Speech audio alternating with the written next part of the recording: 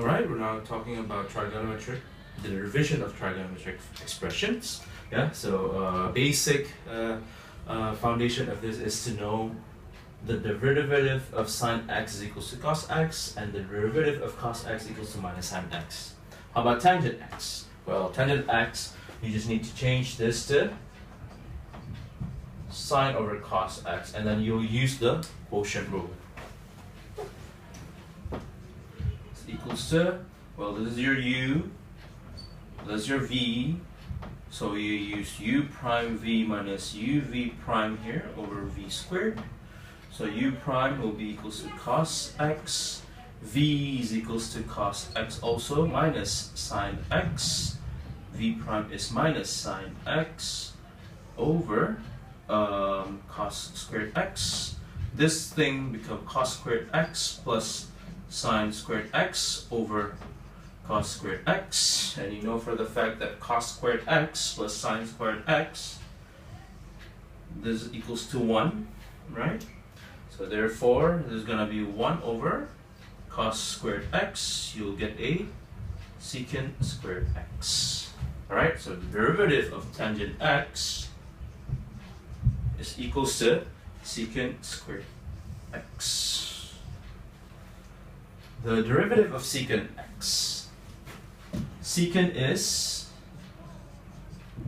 1 over cos x, or we can rewrite this as cos x to the power of minus 1. Yeah. So you just use chain rule here. You'll get minus 1 times cos x to the power of minus 2 times minus sine x.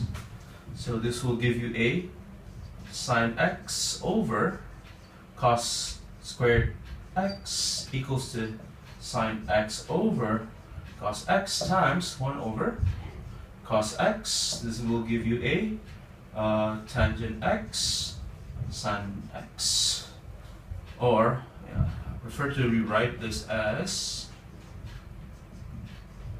sine x tan x. So the derivative of secant x is equal to sine x times tan x.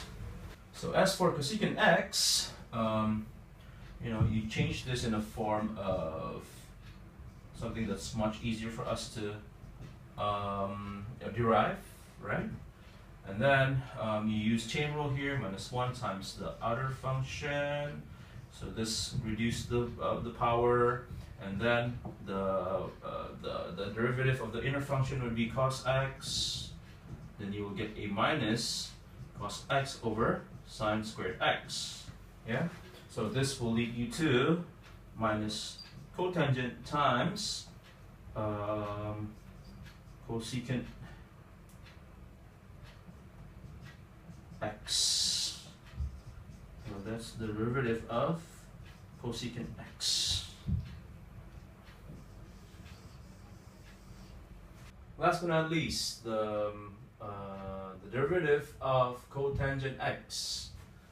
A bit similar to tangent, yeah, because cotangent x is the inverse of tangent, right? So it's going to be like this. So you make this as your u, make this as your v.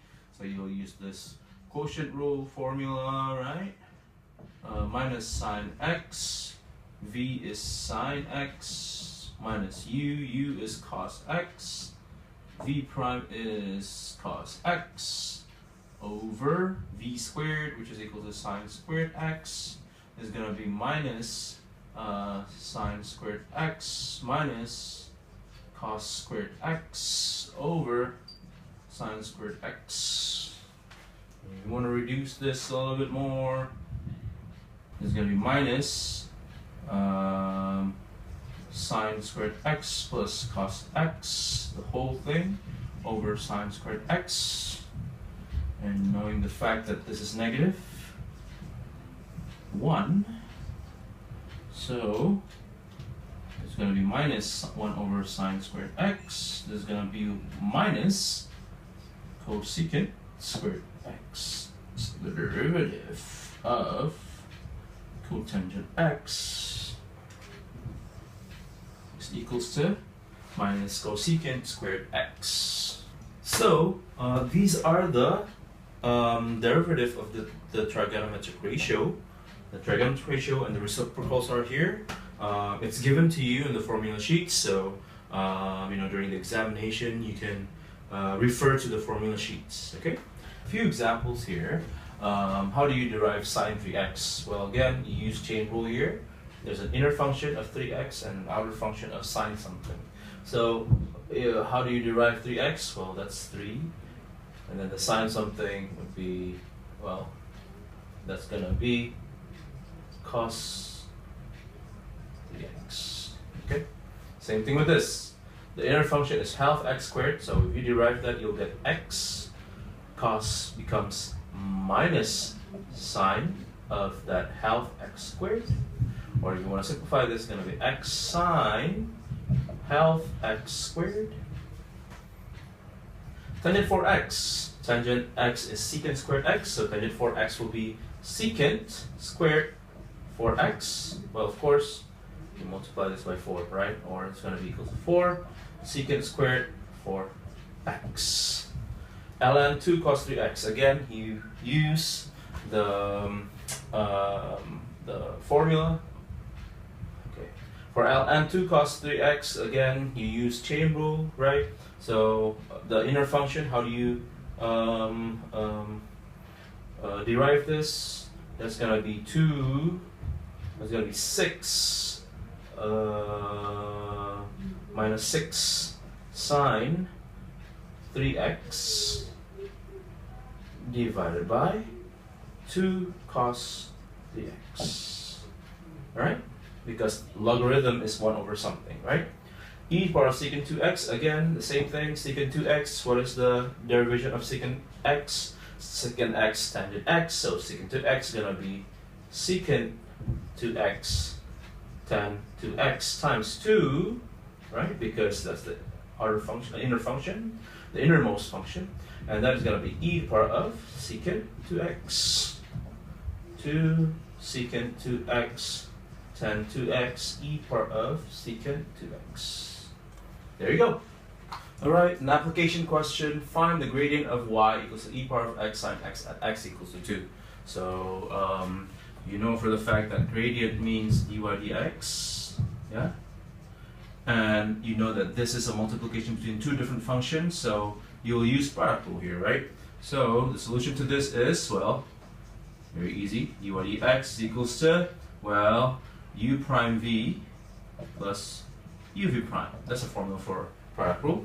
U prime v, e power of x, the division of that is itself. V is equals to sine x.